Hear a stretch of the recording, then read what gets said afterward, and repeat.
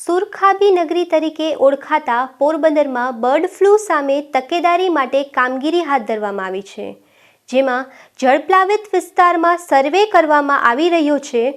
તો ગયા મહિને પક્ષીઓની ચરકના સેમ્પલ પણ લેવામાં આવ્યા હતા. હાલમાં જૂનાગઢ જિલ્લાના બાટવા ગામે સંખ્યાબંધ પક્ષીઓના મૃતદેહ મળી આવ્યા હતા. આ પક્ષીઓમાં બર્ડ ફ્લૂનો રોગ હતો કે નહીં તેની તપાસ માટે પક્ષીઓના મૃતદેહને પીએમ માટે મોકલાયા છે.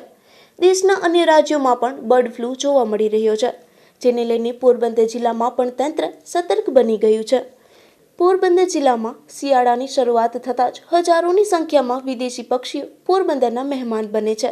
બર્ડ ફ્લૂને લઈને તાજેતરમાં જ મળેલી સરકારી સૂચના મુજબ જળપ્લાવિત વિસ્તારોમાં સર્વેની કામગીરી હાથ ધરવામાં આવી રહી છે.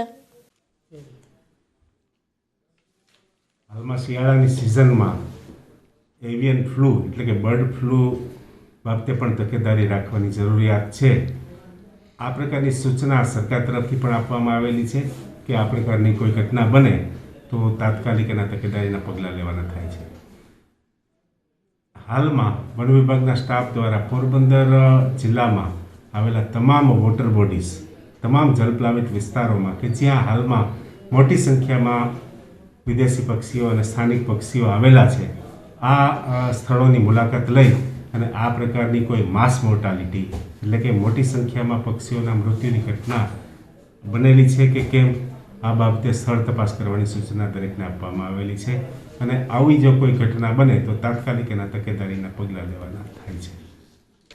એક અંદાજ મુજબ બર્ડ ફ્લૂ વાયરસ છે, પરંતુ સામાન્ય રીતે પક્ષીઓમાંથી વ્યક્તિઓમાં ફેલાતો નથી. તેમ છતાં તકેદારી ખૂબ જરૂરી બને છે, જેને લઈને આ સર્વે કરવામાં આવી રહ્યો છે.